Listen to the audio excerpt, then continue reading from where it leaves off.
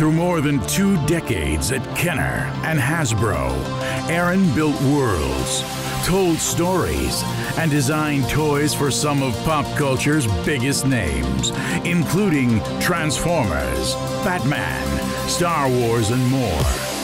Join him as he explores the archives and tells you the stories of the creative process behind your favorite toys. This is the Toy Armada with your host, Aaron Archer. We are back again for another Toy Armada with Aaron Archer, and I'm your host, Protoman, and we are here today once again with Aaron Archer. It's going to be a special one today. Aaron, how you doing? I am great today. So today is a special one because we're going to talk about the much-beloved Transformer movie that has debuted over the past couple of weeks. We're going to be talking about Paramount's Transformers 1, and I already gave my opinion on my side of things, but who cares about my opinion? Let's talk about Transformers 1 with Aaron Archer here. So Aaron, how did it go? You went to see it with the family? How'd it go? Yep, I went opening weekend on the Sunday with my 2 kids, and pretty empty theater, unfortunately. I'm sure we'll discuss some of that, but had a great time, enjoyed it. The kids enjoyed it. They didn't have a lot of questions afterward or confusion afterward, so that I think that's actually a positive. You know, I don't think it activated much in them to do more stuff, but I wouldn't say that they were going to it to imbibe in Transformers. They were kind of going to see my legacy a little bit. But they enjoyed it, and they did say they enjoyed it. So that is something, because they're not the core demographic and as far as previous engagement with the brand beyond my contributions. You just mentioned, like, you know, your legacy and stuff. How, like, were you happy really to see it? There was a lot of stuff that you guys did in the past that was uniquely from your era that was present in this. Yeah. From, you know, transforming Cybertron, the 13, you know, little things everywhere peppered all over. Yeah. I mean, again, I talk about how I inherited a fractured brand. It had been a lot of things. We were changing every couple of years, and there were a lot of staccato notes in the story that didn't quite get finished off or explained unless you really did some digging as a fan. So I enjoyed that they picked up all those little pieces that we had developed and thought about and made a whole story about it. I'm very happy overall with the film not being a complete nerd fest as far as Easter eggs and inside jokes and stuff. That is obviously there, but they made the movie to make a good movie versus, would it be cool if, oh, that'd be cool to see this, and, you know, and I think that's the most charming part of the movie. It's a true first engagement, even though you could have watched other stuff and no blur and some of these things and the touch reference and all that. But it wasn't overburdened with that stuff. Like, it wasn't a sweet inside joke to, like, someone who's been on with the brand for 20 years. They really just told a great new story. And that's the biggest thing I'm happy with. They took the core pieces and told that publicly. And especially, like, I mean, in terms of, like, the fan wanky kind of stuff, it's there if you look for it as a fan. But if you're just a casual person, there is nothing that's put there that's like, I didn't get that reference. You know what I mean? Yeah, and that's very important. There's too many times these kinds of projects can go really in that vein. And they kept it to everything made sense, even if it was old or classic kind of thing. I felt like it lived in its own world. You didn't need to see the 15-year plus Michael Bay movies we've gotten up to this point, or some of the other live action movies by Knight or Stephen Caple Jr. This was something you could just show people this, and there's no investment needed from anything else, and it's a great, like you said, a great starter point, a great origin story. The writing on it, or the storyboarding, whoever really worked the pace of the movie, did a fantastic job of like literally within the first 5 seconds of the movie, you're already introduced to what is Cybertron, Where'd it come from? Who's the original 13? What's the matrix of leadership? First 5 minutes of the movie. Already we're up to speed. Didn't waste the audience's time. This is important. This is where we are. This is that world. And then we're off to the races. Yeah. So I want to take a half step back on that. You know, this, if I have any disappointment, I guess is the way I could say it, is this project, maybe not with the team that's made it, were things that we were talking to, like Paramount Animation was going to be a thing back in 2011. And they talked about this being, you know, let's do the origin story and all that stuff. And it never happened. That whole project fell apart. And if there's anything that is disappointing is that this origin didn't come out 10 years ago. During that peak. Yeah. During the peak, to give people a bit of the groundedness behind this war and all the Michael Bay action, to make these characters, you know, which is the original reason we talked about doing the books and the video games, War for Cybertron, Fall of Cybertron, and the Exodus books, to give that story a bit of explanation as to why they fight, why they battle. So this is something that Hasbro's had on its radar for almost too long.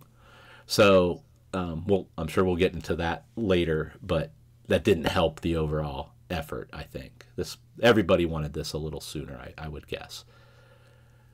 And especially like you mentioned, like imagine coming off of Revenge of the Fallen 2009, and there's all this interest in the brand, like people are just, it's hand over fist money, you know, and then you drop this one, let's say, like right in the middle of all of that. Well, same movie, nothing changed, same movie. I think, oh my God, it would have been, it's almost depressing when you think about it.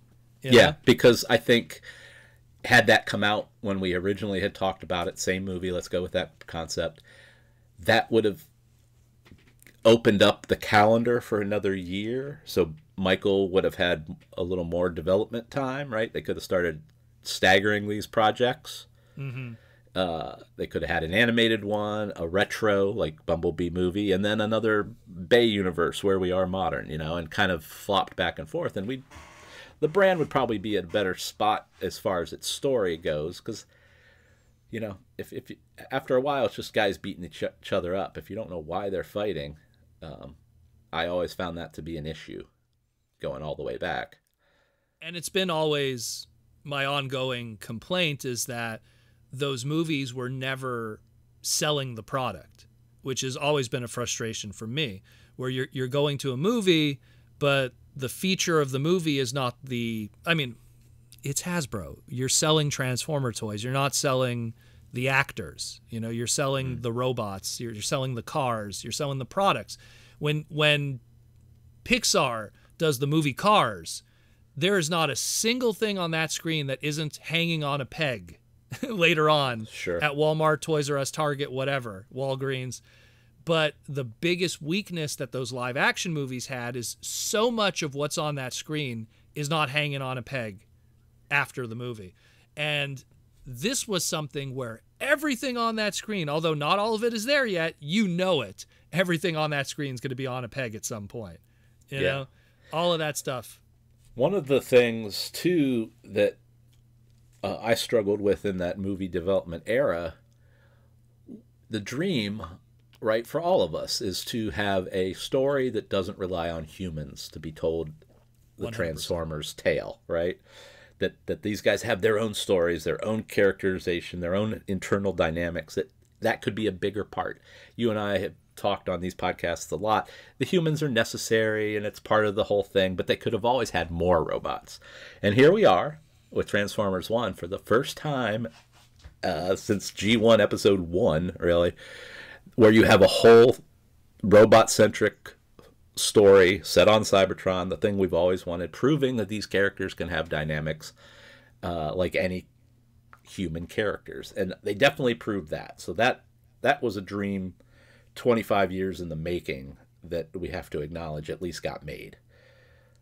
It was what made me happy is that it showed Hollywood, at least until we talk box office, but at least it showed Hollywood you could tell a story where the story that's being told doesn't need to have a human being the person carrying it. Yeah. You know, like it unfortunately with the live action movies, it's almost like you can't get from point A to point B unless the human is driving the car or is on the plane or is omnipresent. Why couldn't it just be Optimus is going somewhere because Optimus needs to go somewhere, and we follow his story. The human's still there, but Optimus needs to go. It was always, unfortunately, they were just set pieces. They were just there, and if anything, it was like it was so important to tell, you know, Shia LaBeouf's story of getting a job or getting a car, and it was so integral to the story from the perspective of the writers that it didn't matter almost what the giant war story was. Just get that big action piece at the end in the last 25 minutes and have people leave the audience with the endorphins going off and have them, you know, I call it episode 1 syndrome, which is a lot of people when they saw Star Wars episode 1, when they left the theater, they thought they saw a great movie because they remember that last lightsaber scene. Yeah, they were pumped up. They were so pumped. Yeah. Oh my God, the double lightsaber, the Darth Maul. Oh my God, it was such an amazing. And then, of course, after a second viewing, then they remembered the rest of it that they saw. And then they went, oh, wait, damn, no. Okay. Where, let's be real, a lot of people have seen this movie multiple times now, Transformers 1, and that is not the case. It's a fantastic movie, beginning, middle, and end. There's a good balance of everything going on. And what I am curious to ask, first of all, is how was your feelings to see like stuff like, you know, the original 13 being featured so much, shown over and over and over, after it almost being something that was such a small aspect of what you were doing creatively behind the scenes? And it would appear in comics, it'd be here. You know, we did the Transformer Prime series, they were at least featured a little bit, but to be like, well, there's Vector Prime again, you know, yeah. he's there.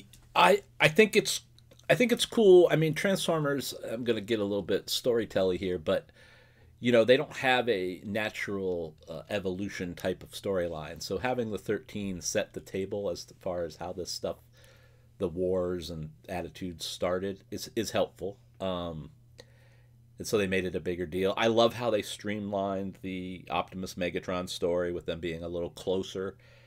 Obviously a lot closer than we had in the books, but it's essentially the same concept. You know, we think alike, we see the world similar, but through the actions and situation, you know, they're going to come to a different conclusion on how to keep that going. And I thought they did a good job of making that a lot more fun than we had the gladiatorial stuff in the books. And, you know, that's a downer. I love that they made that partnership a lot more fun.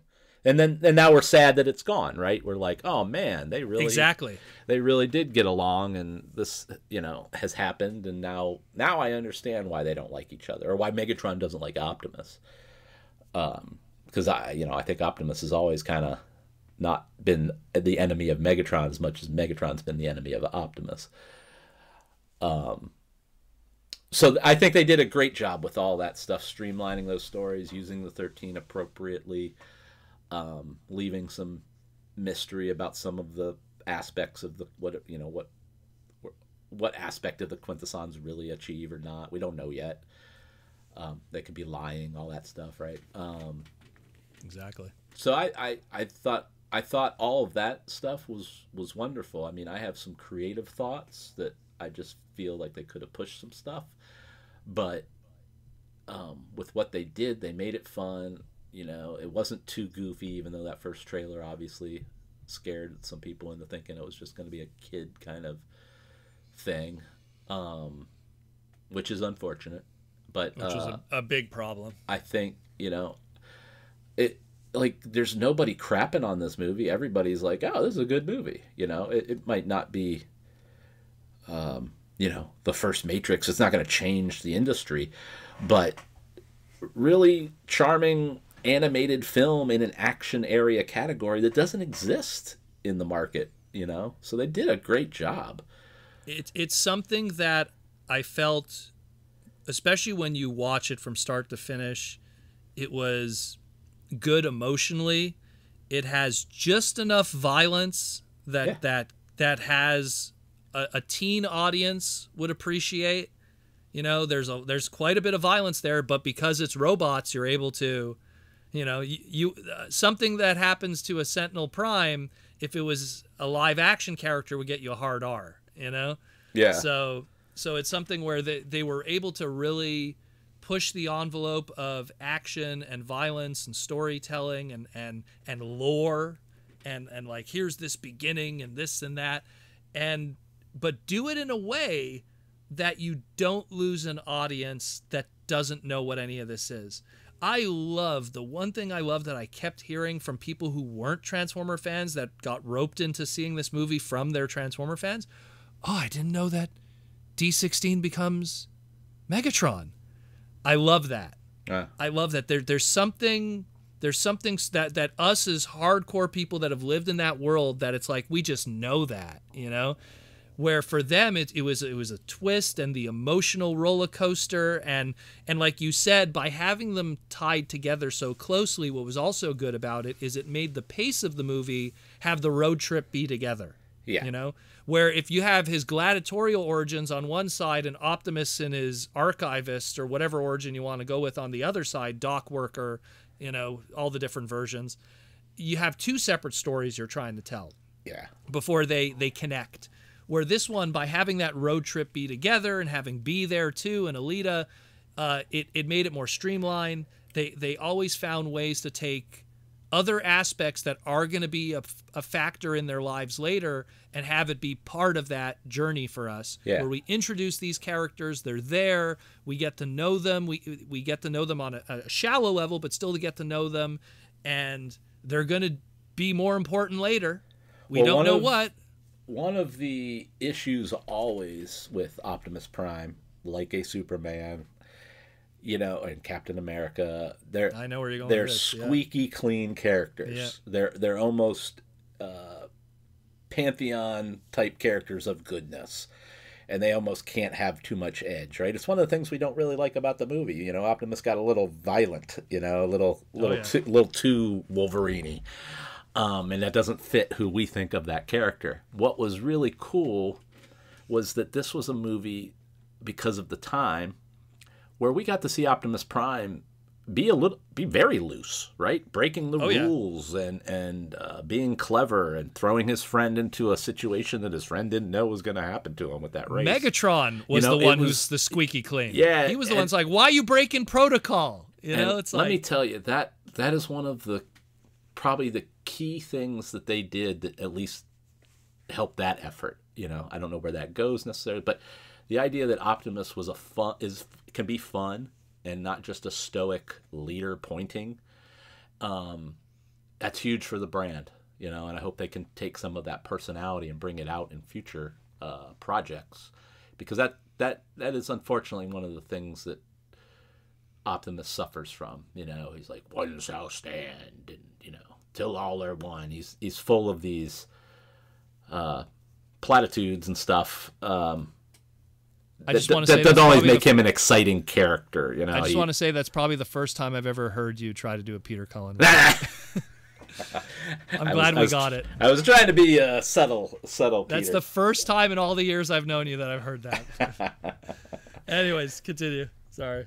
You know, so I just think that was a great effort that they obviously made to make him fun and a relatable person, first and foremost, and then through the struggle of what they go through, he ends up obviously learning and taking that mantle, and that's great.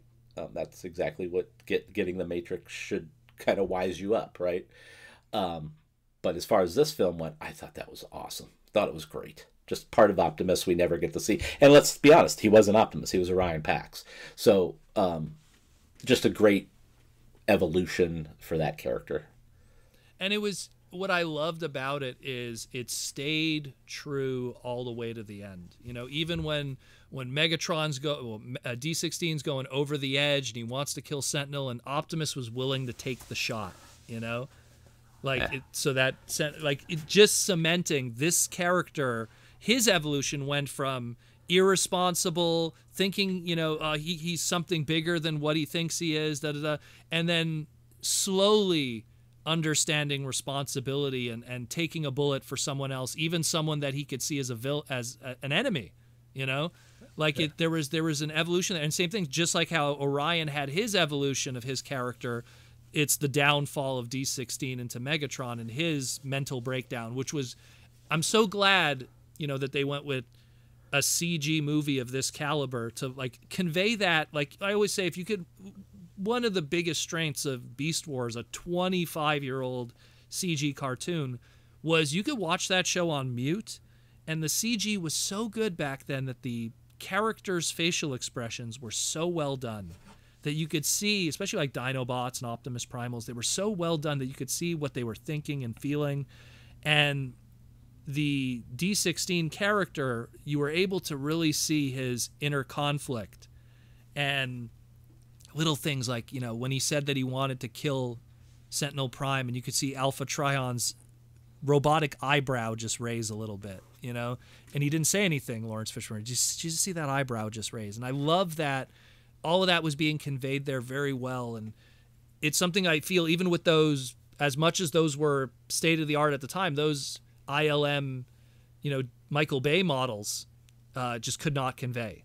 They were too messy, if anything. I mean, the thing he celebrates, you know, that they have 100,000 pieces of CG movement is great, but a lot of that became fuzzy, fast, gray action in the movies, right? And well, tell me Ironhide's facial expressions from that truck. You know, like it's very tough to. Yeah, Bumblebee maybe, but a lot of the others, they weren't designed for that. They made sure that we're going to be looking at those robot faces the whole time. They're not going to be the flash action scenes like we're used to from the live action movies. So because we're going to be looking at them the whole time, they have to have pupils. They have to have eyebrows and emotions and. Yeah, great. So let's talk about that creativity a little bit on that front. You're absolutely right. They all kind of have a 2-color approach with a signature color. 100%. They have when I first saw the designs as a just creative person, I did not like the kind of blocky chests on all of them. But it did a great job in the story to show that they weren't overly ornate and that they had a hole in their heart, right?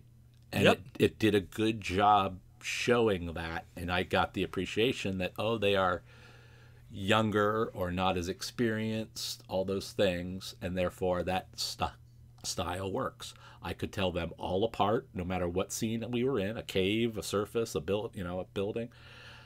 Because of those color cues. That is something the movies did not have. Oh, gosh. No. In spite of hours and hours of effort on Hasbro's part to change that. But I digress. And they did a good job, as you said. Again, I was talking about the characterization. They're almost human-esque because the faces are pure. They don't have the line running down from the bottom of the eye across the cheek. Those things just... extra lines they get away from being human, right? These faces were very clean, so they could get all that emotion. The pupils were huge, again, to make them animated characters the way you would see Elsa versus a robot, right? And they did great with that, and that's another reason the story mattered and you cared and all these things. Whereas, I don't want to throw Netflix entirely under the bus, but like that's an example of where that stuff does not happen, and it looks stiff and unemotional, and it's just plodding along. This one obviously carried you emotionally with these characters in a much better way. And that's the reason why the Marvel movies had their initial success was people connected with those characters. Like they would see Iron Man's journey from war arms seller who reinvents himself and then becomes selfless, and Captain America who couldn't fight and now he can, and Thor who was a fallen arrogant god and now he gets humility, and I could go on and on. Like each one of those characters had their arcs that they had to build up to and grow, and then us as an audience, we connect with that from different backgrounds that we come from, and then there's some people could watch that movie and relate with D16's journey, and like, down with the government, and then there's people that could see Optimuses and go, yeah, the government is crap, but why don't we just build a new one, but through a proper system. And then you have guys like Bumblebee that are just like, hey man, like, I just want to make sure that, I could have a good time. And it's just, there was all these different factors that came into it that, man, I wish we just had that from day one. The one, like, when I was selling this movie to my everyone who knows me in my life is like, Daniel's the Transformer guy, and it's like, they're always like, is this movie any good? And when I would tell them, dude, everything we've been getting the past 17 years made it feel like a waste of time because of this movie. It made me feel like, why, like, what do we, like, I get the good stuff that it gave us from a mainstream standpoint, the Michael Bay movies. It got attention, but goddamn, this is what we should have had from day one. It's because I almost feel like this would have fostered that Marvel level success today. Well, that's why I lament the fact that this didn't come out 10 years ago, 12 years ago. Because again, I think that flip-flop back and forth, and I don't mean flip-flop in a negative, but like presenting the different eras in their vernacular, so Bay style or whatever, would just have helped the whole, thing. You wouldn't have felt like you were coming in just to see crazy robot battle action every time. You might have some more heart in the middle. Well, that was the thing with the Marvel movies that people had confidence in, at least initially. It's a different world now, but the initial confidence that people had was that they knew that they were going to get a hero's journey, that these were going to be characters that were iconic in some shape or form, and that hopefully they would connect with them and leave it. Let's be real. If you weren't a comic book reader, mainstream audiences didn't really know or care who Iron Man was. Iron Man wasn't part of what was carrying Marvel in the 90s. It was Spider-Man and the X-Men. That was it. If it wasn't those two brands, Hulk is Hulk. He's huge. He's huge with Marvel fans, and he's huge for Marvel. But for the mainstream audience, it was Lou Ferrigno. That's what they knew.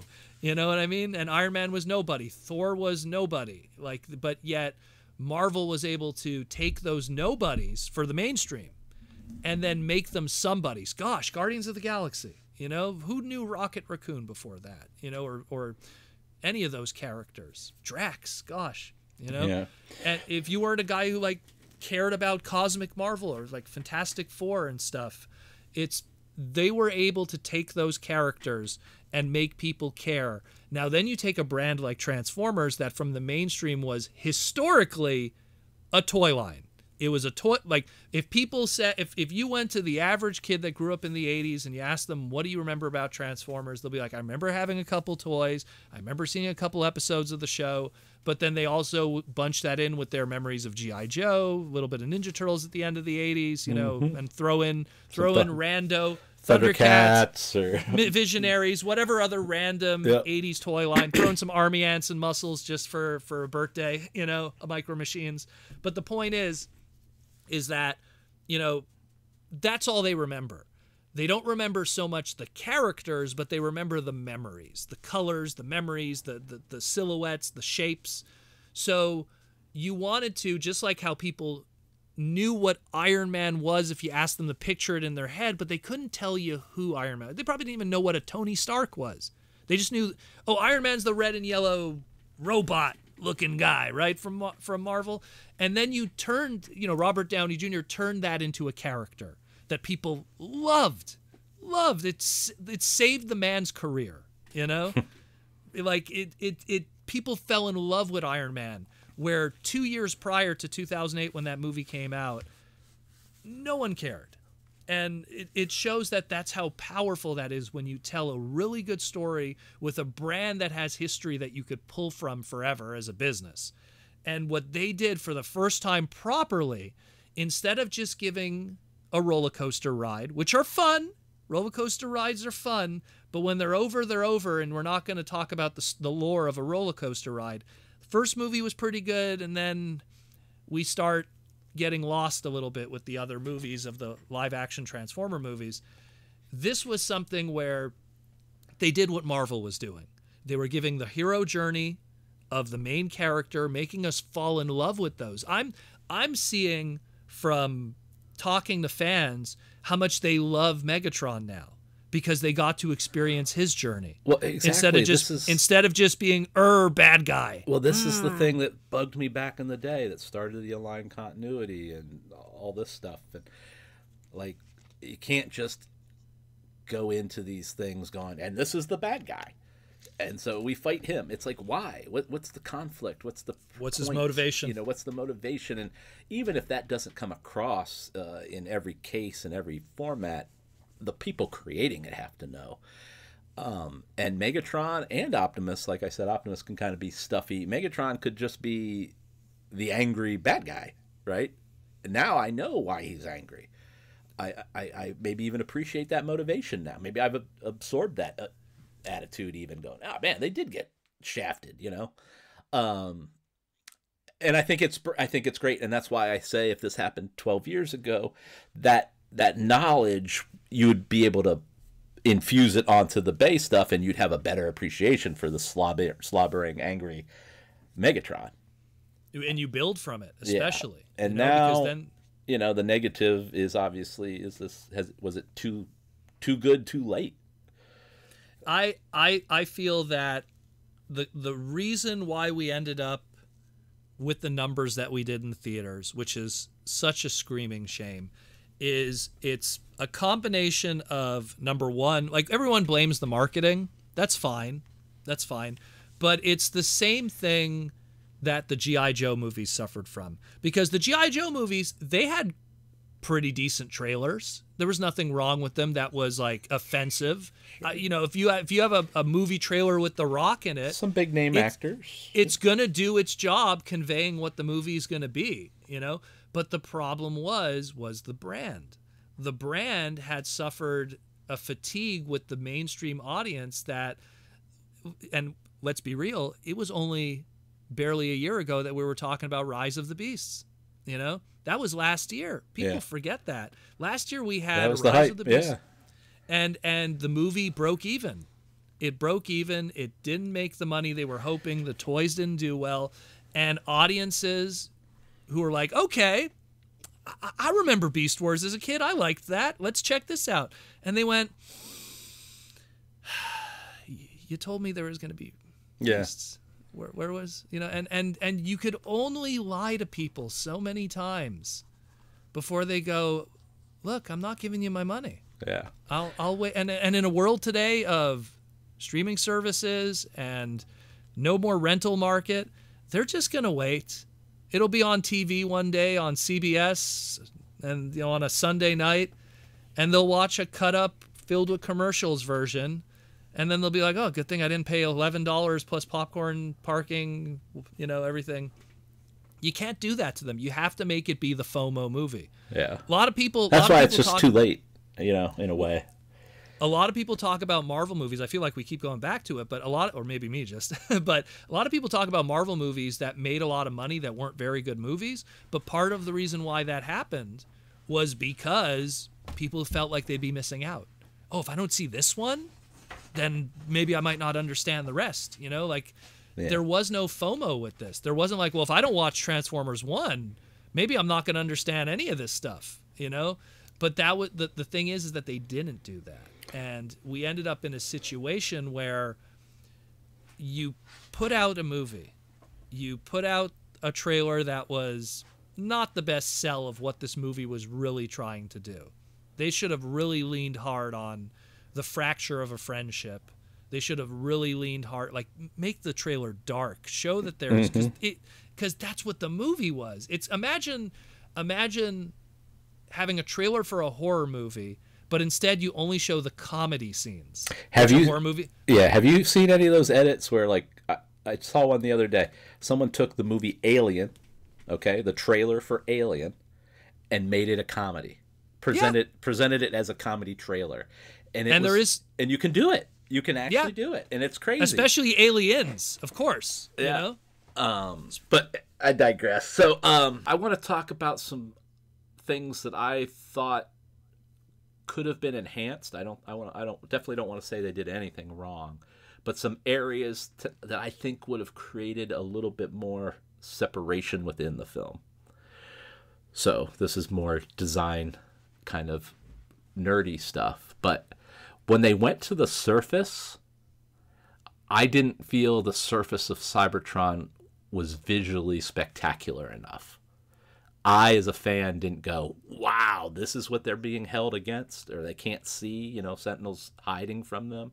It was just kind of, oh, it's a rainbowy, sparkly surface. So I think they missed an opportunity there, is all I want to kind of say. What I think they might have been trying to convey there is, without the energon flowing, it was unstably growing. I think that's what they were trying to show. But it didn't. It was presented. I do agree. It was a little barren, purple and poppy versus smoky and moving and maybe evolving. They could have done it some subtle ways. That's all. I love the animals on the surface. Yeah. That I believe in a Cybertron that is a fully functioning planet that has bugs, obviously, that has animals, that has gear that transforms, like we saw in the video games. When you walk up to a console, it opens up and you can grab handle. I believe in a transforming world and all its organisms, so that was very cool. There wasn't too much of a signature scene, I guess, around the 13 location that I felt that it was really gritty. Everything had that neon pop to it. And I wish there were some areas within the planet that I felt were a little scarier. Bumblebee's area didn't scare me enough. The surface didn't scare me enough. The 13 zone is probably the most they tried to do. And I just felt like that there's some opportunity for more eye candy separation. That's kind of a nit a little bit, insider stuff. But I felt like it presented to my eye the same almost everywhere. Well, we went from, you have, in terms of set pieces, you have Iacon City, whether it be the miners' quarters or the city itself. You would have the mines, which would be kind of dirty-ish, a little bit. And then you go really the race scene. Again, that's Cybertron Iacon City, so it's clean. The surface, like you said, the whole poppy stuff, you get to where the High Guard is, which is what would be the Decepticons, and they're much more messy area. Yeah. You have Alpha Trion's cave, which is the original 13 area. That was like the much more organic. There was overgrowth. There's moss. They're saying that there's something more to this planet that's just the clean robot. Yeah, I like that. Straight lines. And then you have, again, surface of Cybertron, and then you have back to the city. So there was really only a few places that we went. I think they could have really made the Quintessons spookier. Almost more mysterious, even, for the purpose of this episode, that you didn't need to get too deep into them, because they're really a MacGuffin, right?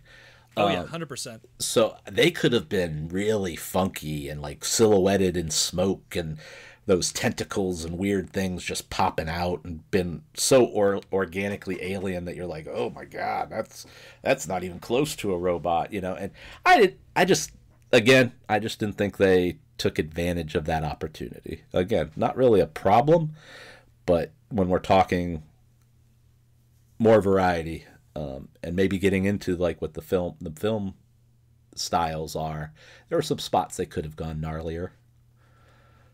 Well, but that's a designer. That's a designer talking, Yeah, well, especially considering the Quintessons would be the closest that we'd have to a true organic element in the movie. Yeah, I just think they could have been scarier. And they tried to convey that a little bit, like when they grabbed Sentinel and then they kind of like breathed in his face, and it's like, here's a character that breathes, Yeah. Because it's an organic element, so to convey that a little bit. To me, it was they were still on 6, and I wanted 10. I think with them, and it felt like, in my mind, I I already have the sequel and the trilogy conclusion in my mind of how to do this movie. And I for sure the sequel is the Quintesson War, which they kind of end the movie with, where it's like, clearly there's going to be a clash with the Quintessons. But what's good about it from a writing standpoint is, as an audience, when we left this movie, we felt bad of the separation of D16 and Orion as friends and working together towards something. Where what I feel what's going to be good with a sequel, and I know they're going to be listening and stealing this shit from me, but maybe it's something where it's like, you have this Quintesson War.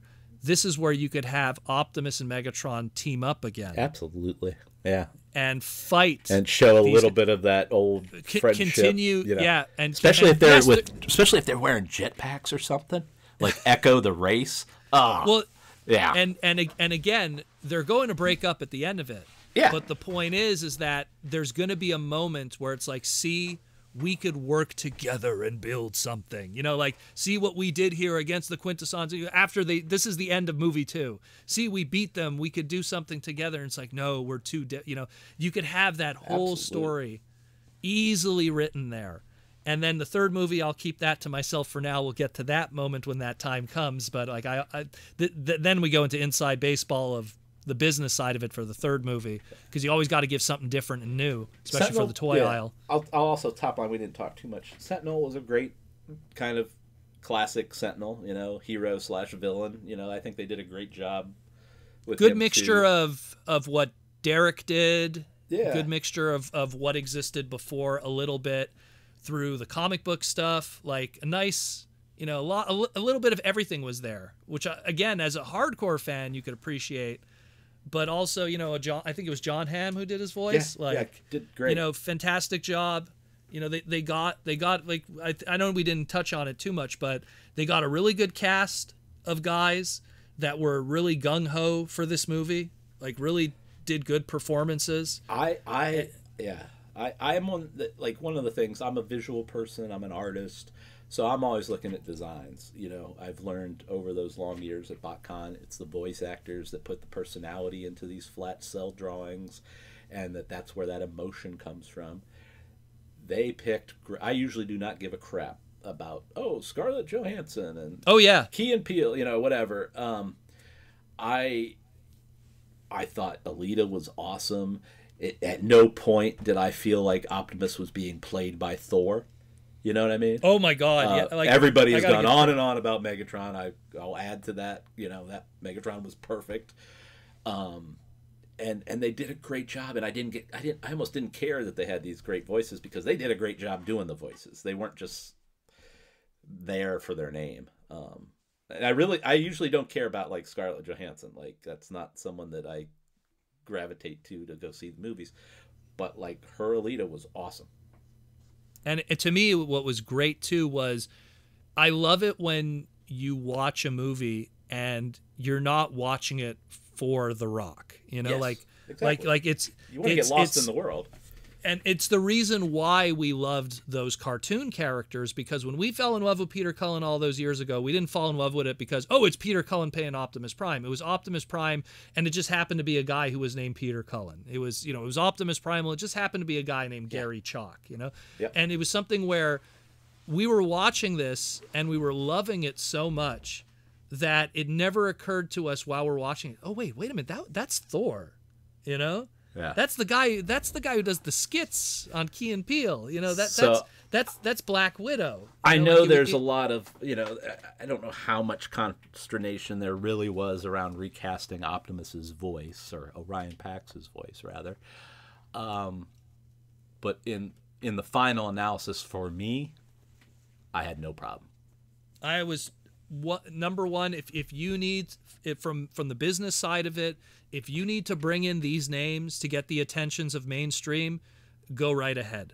I will, as someone who loves Peter Cullen, I will openly admit no one knows who Peter Cullen is outside of our bubble. They really don't. It sounds cruel, but it's a reality. If you got to say, hey, it's Thor and it's Black Widow, and that's going to get people in there because they love those Thor movies, they love those Avengers movies, then so be it.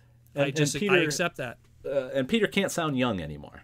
right? Well, Peter's Peter's almost 80 years old now. That's just people a reality. Forget that. I mean, yeah, his G1 Optimus is different than the movie Optimus. Oh, 100%. And there's no way you can go all the way back to Orion with that. But at the same time, it was respectful to the character's voice, regardless of Peter, and they did an honorable job of it. And that's important. I mean, that is important. I mean, who knows where this will all go, but we're not sitting here bitching about, oh, that was a terrible Optimus. I don't want to hear that again. We liked it. We liked it. And from a business standpoint, let's be real. The future. You got to think about the future. Thank you. Thank you. Exactly. You have to. I mean, so we're gonna still say it's got to be Peter or nothing on a near 80-year-old man when we're talking about a brand that has to be around for another 50 years. It's one of these things where if you have to say, hey, Christopher Hemsworth, now you don't got to go to the gym anymore. You could just show up in a booth. You could have your abs start to fail you, and you could just rock Optimus, and you could be Optimus Prime for the next 40 years. For the next 40 years, and you know what? For a guy like him, it's something where let's be real. When your big role was the guy who has muscles, you can't rock that forever. You know what I mean? So it's a good agent, idea. His agent's probably like, hey man, you still get to play the lead. You still get to play a absolutely unit of a pop culture icon, and you don't have to kill yourself in the gym with the HGH and the hormones and the da-da-da, and, show up. That's all pure. That's all pure, of course, yeah. And I agree with that, because he's got the right kind of fun for Optimus. And he's great for the marketing. The fans, absolutely. Those guys, they didn't make any bad decisions, and it's such a shame that the box office, I mean, we probably should get to that. Didn't match, because usually, how many movies have had giant openings that were complete crap? Tons of them, and no one showed up the second week or third week. Tons of them. You could. I'm sure there's whole books. Here's the weird example that universally the fans it was made for love it. The general audience that sees it is entertained by it. Not too long, not too short. I assume it could sell merchandise, and just nobody went. Nobody cared to go. That tells me either there's fatigue in the brand, or they marketed it in a way that didn't get to the people that would be inspired to go. It's two things. It 100% is fatigue of the brand because of what came before it, combined with what's the brand. Forget the movies was one thing that created fatigue, but when you also look at what was on the smaller screen at the time, Transformers Earthspark wasn't firing on all cylinders. Transformers BotBots was a flash in the pan. You just mentioned the Netflix series before. It was well received at first and then just trickled off, and then no one cared about it.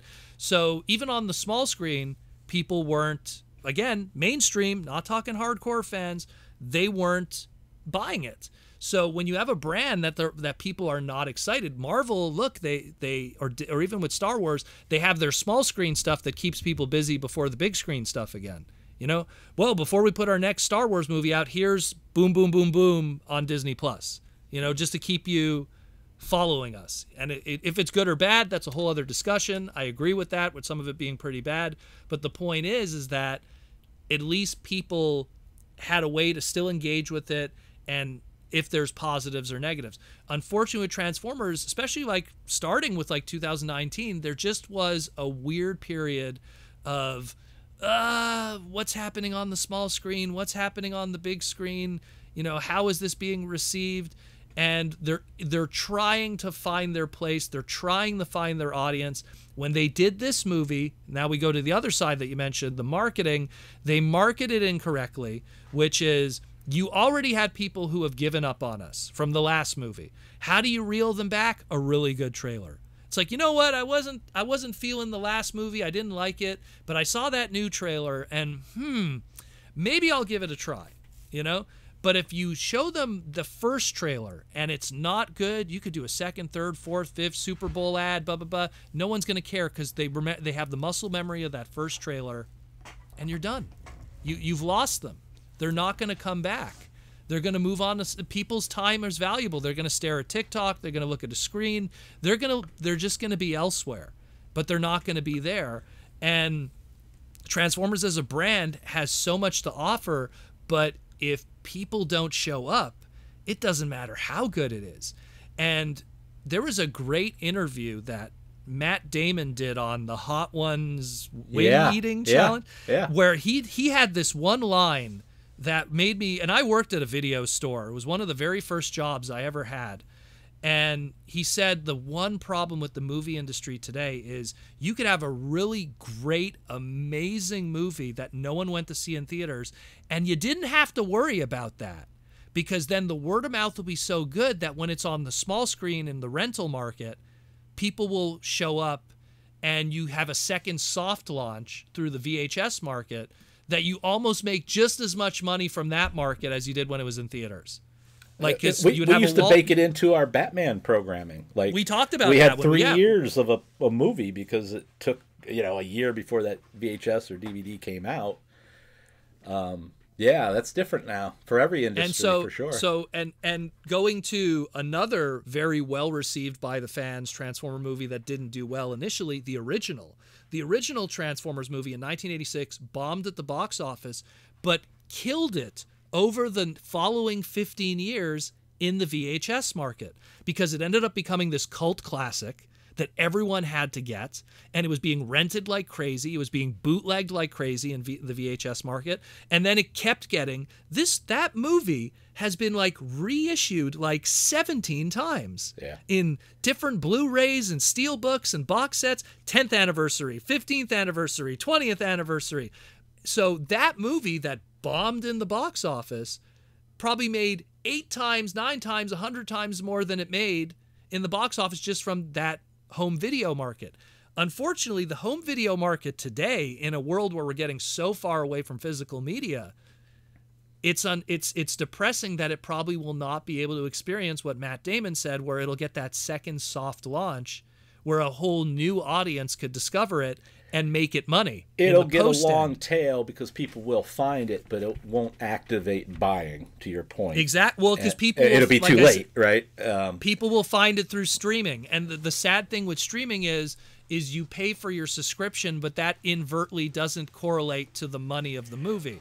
Because how Disney Plus or Paramount or whatever is going to look at it is going to be like, okay, this guy signed up for our streaming service, and then he watched 17 different things this week. How do we know that he saw that $9.99 that they gave us was for Transformers? Well, here's another thing that happens. When I was working at an independent toy store, I would deal with this with the Lego particularly. Kids get a subscription to Disney Plus, right? You have 70 years of content or more that you could probably watch on that service. So kids were watching Clone Wars, and they were watching The Simpsons. And wouldn't you know it, they show up at the independent toy store looking for Commander Cody Lego. Yep. It hadn't been made for 10 years, looking for Simpsons stuff. Well, there's no Simpsons stuff. Those Legos came out a few years ago, and the Playmate stuff is long since been relegated to the back corner of your thrift stores. But when it's in the zeitgeist again, and it's still good content, that's when you make sales.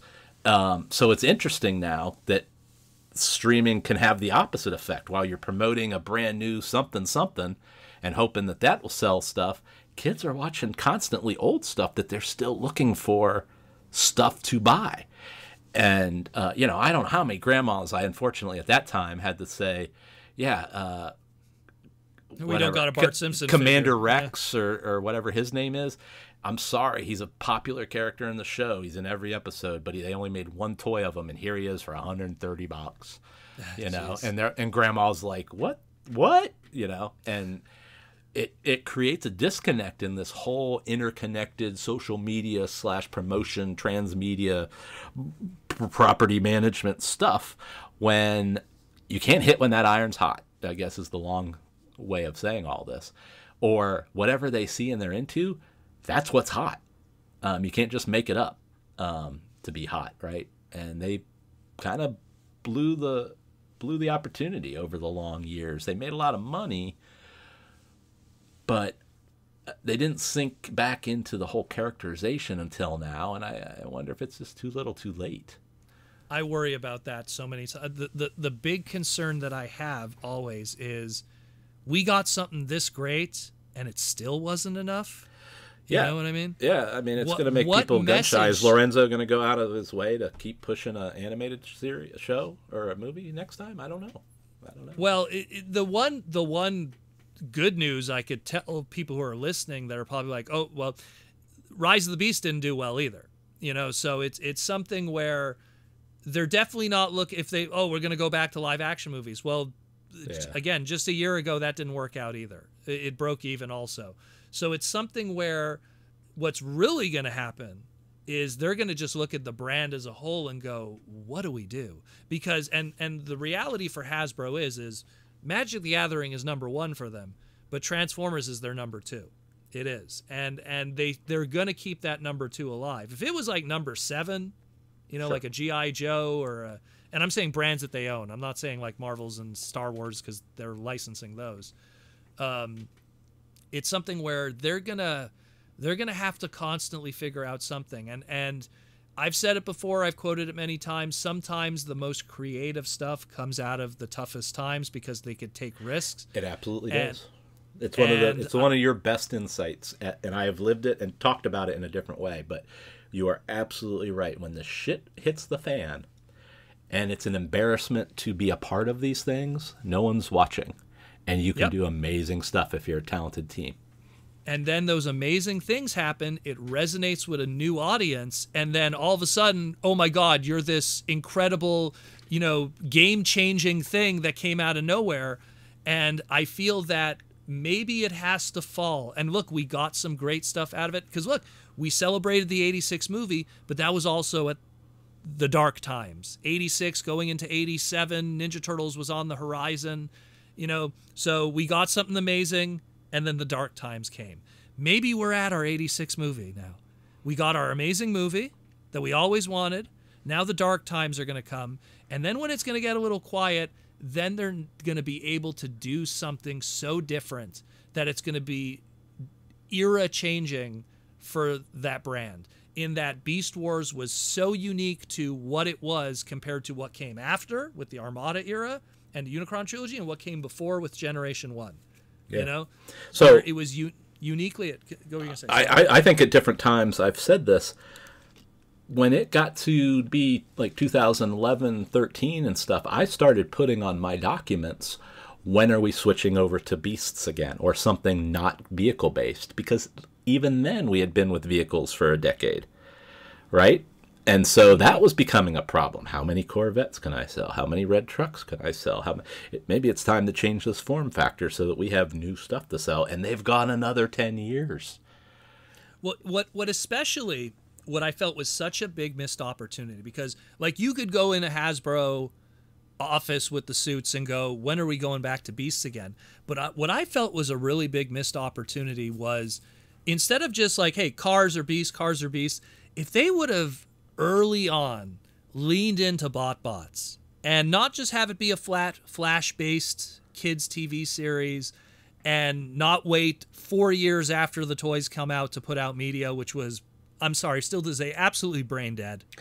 That is just... I don't understand any of the programming efforts and or launch plans or SKU counts or... I don't know how... BotBots is such an interesting thing that they obviously saw it all as opportunistic because they didn't really invest in it, or, you know, is what you're saying. Yeah, it was, but it's like you look at, you know, here's Shopkins and all that stuff that was making money, and it's like, why didn't you fast track something at least for that to get that out there while that market is there? I do the shopping for my family. I never saw BotBots in a store. Well, never. That's a whole other different discussion. I see them at conventions. It was a blind pack thing that had a weird distribution, and then when the cartoon came out, there was nothing on shelves. But I'm just like Joe Blow. If I'm telling you I've never seen it, then imagine. Yeah, exactly. And then you fall into where it's like what I'm just saying with the reaction, the Shopkins, and what kind of led to BotBots. That's what Beast Wars was. It was them looking at that Spielberg movie that literally shook the world in Jurassic Park, and they scratched their chin and went, you know? Yeah. And look at the packaging for Beast Wars. Look at the marketing. It was a velociraptor. It was, you know, it was the scales. They were leaning in. Yeah, the eye, which literally Jurassic Park with the blondie girl, you know, with the T-Rex eye right in the window. They knew exactly what they were doing. But they knew, to their credit, I don't remember that ever being articulated, but you're absolutely right. Oh, from the outside looking in, as a audience member that's consuming all of this media parallel to each other, you make those connections very quickly. You know, so it's like, oh, I see what they're doing there. All right, so are they going to make another one? My hope, this is the way that I see it. We'll probably try to close this up before we go like 4 hours. I'm sure people would love it though. We'll save that for a future. But it's something where how I see it is they could go one of two directions right now. Either because I need to see the final numbers, because what scares me is they put a lot of money into the marketing. They flew the trailer into space. You know what I mean? That's not going to be cheap. Yeah, you know? Where is it now? It's like 120 or something. Last I checked, 125. But I mean that hasn't been updated proper yet. That's not including. I mean, when you add marketing, once you add marketing to it, marketing. That's. And then remember, all the actors get a raise for movie 2. So that artificially creates a budget issue. Sign on to return, you know? So it's like, the problem is that I'm worried that when everything is said and done on the books, it's going to be in the red. And it's, you know, it's very rare that movies that are in the red, that once again, going back to that Matt Damon, that don't have now that second launch, that could fix things, you know? It's like, oh, like a Shawshank Redemption did terrible in theaters, but it made so much money in VHS that people loved it and it got celebrated, you know? So it's like, same kind of thing here, because you don't have that second soft launch, and God forbid it goes into the red, which I'm worried is a reality because of the marketing budget. They're not, how could you convince, and like I said, outside of Hasbro going, but this is all we got that we own outside of Magic, how could we convince Paramount? Well, they created the assets, so the digital effort is an investment. Oh, they got the actors who did a great job, who obviously enjoyed the stuff from all the interviews I've watched. So the pieces are in place. It's not a sour project, you know. It wasn't a tyrant director and all that kind of stuff. So I assume that because they've done that investment, that a second could get a look. But you're right, it's going to have to be a lot of social media and whatever gets streaming.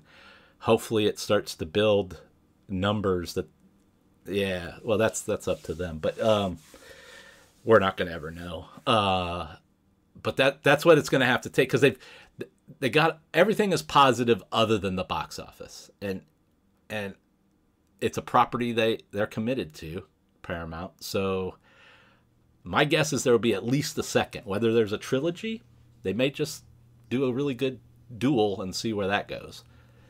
What I think is probably they're going to have to do, and you see this with a lot of other properties that kind of had mid-range movies in terms of success in the box office. Like they go, okay, movie did okay, but there's clearly an audience and a story here to tell more. And these are like other brands, right? Even stuff like let's silly example, The Sandlot, which was a baseball movie with kids and stuff. Movie did okay in theaters, but it got very well received. James Earl Jones and all that stuff. Sure. And what did they do instead? And this is where people might hate to hear this. The made-for-DVD or streaming service only sequel. Yeah. What that'll again, be they have the assets built, so that's like as the likely as assets anything. are there. The assets are there, so they could use that at least. But now you can't bring back the big name actors, so you'll get sound alikes or whatever. You know, that's not good. That's going to be tough. That's what I'm saying. This is where people are going to be like, ugh. So it's not going to have 100% of the Hollywood machine budget behind it. Yeah, you have the assets, but there's a lot more to CG than just animation models. You have to have a little more to that. So you're going to obviously have a different director, because it's not going to be Josh Cooley. It's going to be, whoever they'll get. It's writing. Well, you could get some really, absolute winners in the cartoon industry to still write and stuff. So that I'm not too worried about. But it won't have the polish. It won't have the Hollywood actors. But unfortunately, that seems like the safest place that it could evolve into. A Return of Jafar instead of a true Aladdin sequel in theaters, where Robin Williams comes back. It's not Robin Williams now. It's Dan Castaneda. Yeah, I can see where you're coming. I mean, hopefully they can make the case for some of these. Oh, dude, I would love it if again. But I mean that's a possibility. It seems more organically. It's and the only reason why I say that is just because we're so in one leaning direction of it's losing money, but then we're so leaning in another direction, but everybody loves it. So what do you do with such a weird stew like that? Well, if people love it, you always have upward potential. You just got to regroup on how you present it and what you do with it and what you do next. But if they don't have money, they don't have the money to invest because they didn't make it. So that trips it up. The regroup would be a streaming sequel, right? Streaming service sequel, made for TV sequel, whatever you want to call it, which is not what we want, but then how well that is received. And then maybe we'll do the third one. Well, you're not going to impress anybody with your lowbrow approach to something they didn't watch, right? So if they didn't see Transformers 1, and then you're saying, well, here's our low budget approach without all the same actors, but it's awesome like the first one. Yeah, you're already selling it. And that's where we get to Sandlot 2, which is Sandlot 1 had James Earl Jones. It had, all of this. They did Sandlot 2, made for DVD, made for VHS sequel, didn't bring back the big actors, Well, but they did it because people loved the first one, and we want to do something with this. So it's or same thing with, like I said, with Aladdin or every other Disney sequel, where it's just, how could we do this? Because the brand has something here, but just not enough to want to put it in a theater and just make it our entire marketing and our entire focus for the next 6 months on Q3 and Q4. That's where you get, again, into the nitty-gritty of it, where I just go like, man, it's those numbers that are just stopping everything. It's just and when you're talking the suits, they don't care if people had a good time. They don't care about that. They really don't. Oh, cult classic. That's what we say for movies that didn't do well. That's just all it is. It was a cult classic. Yeah, it was a cult classic, and it literally had nothing in terms of media, fiction, action figures, blah blah blah blah blah, blah for 40 years. It's a cult. The Wizard was a cult classic. And you have to wait for a Super 7 to make an action figure 40 years later, if only, So it's like the true tone of it is that we loved it. It's the greatest Transformer movie we've been waiting for forever. But if the suits don't see money, they're not here to make us happy. They're not. They're not here to give us the good feels. If they sell us a movie that's absolutely dog crap but made billions of dollars, they rather just give you that. They're just they're just as happy. We're not in a filmmaker's world anymore. And going back again for the fourth time to Matt Damon, where you could go on those projects that are more artsy and risky and could tell a story. Who's Killing Gilbert Grapes, or what was the one with Robin Williams that was really good? And Matt Damon. Good Will Hunting. That was the one. Good Will Hunting. He brought that one up, where it's just like, here's a movie we're just trying to tell an organic story of a man becoming a man, and just love and everything like that. Not a franchise where he becomes a superhero later, that we're going to build 7 movies, Good Will Hunting, The Return, It's just, those worlds don't exist anymore, unfortunately. You can't tell those movies anymore. Now it's almost like you want to do biographies of actors, and you go, maybe we could get a trilogy out of this, Like, there was talks even when Will Smith was doing the Muhammad Ali movie, going maybe we could get a sequel out of this, and it's just but that's the way they think now. Well, Furiosa is an example. Yeah, It's like, how could we get some more out of this? You know, because they look at it as brands now. Everything's a brand. Everything's this. We're going to sell action figures. We're going to sell posters. We're going to sell this. Where Goodwill Hunting was going to, at most, you're going to have a VHS back then that's going to be taking care of the back end. So your guess is we will see something lesser than we had hoped. I feel we're going to get the junior version. That's again, I don't want to make people can be like, Proto, no, you know, like you tell me we're not going to get that sequel. This is optimistic of me, but I hope that it does enough business and excitement and clicks and all that stuff that gets measured that it warrants a true second. Again, I'm not going to dream of a threequel trilogy, but I'm hoping that the train they set in motion is still heading down a certain road. And again, I say that as optimistic. I don't know if I believe that, but I hope that could happen. Only because good deserves good, you know? Like, crap, you know? The optimist in me would love that too. It's just the logical business side of me is just looking at the numbers currently. As of this recording, October 21st, we'll just put that out there. I don't know.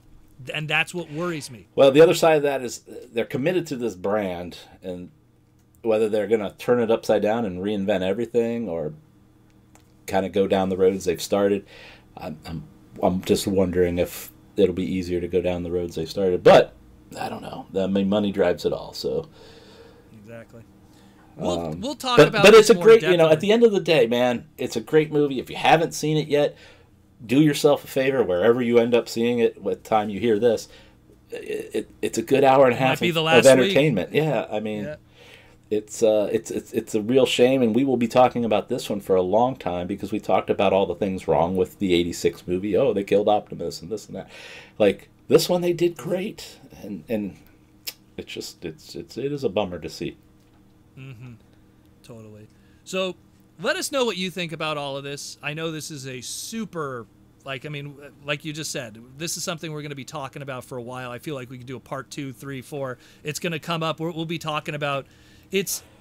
We don't know where the tail is going to wag right now. We don't know yet. And it's a perfect, like, almost film school kind of thing where it's like everything right but everything wrong. You know, how do you fix that? You know, like a marketing 101 in this case. Like there's so much here to learn. There's so much here to discuss. But let us know what you think about all of this. I'm hoping to get this out before TFCon Baltimore. If you are hearing this before TFCon Baltimore, we hope that you guys come out to TFCon Baltimore at the Aaron Archer booth. We will be there. Get some cool stuff and everything. Posca paintings, all kinds of stuff. The art book and all of that hotness. And tell us what you think about Transformers 1 and what happened and how maybe the mistakes don't happen again. Aaron, thank you for coming, as always. Good time. A great talk, as always. And this is The Toy Armada with Aaron Archer, and I'm your host, Protoman. And we'll definitely talk more toys in the near future. But as always, thank you for listening.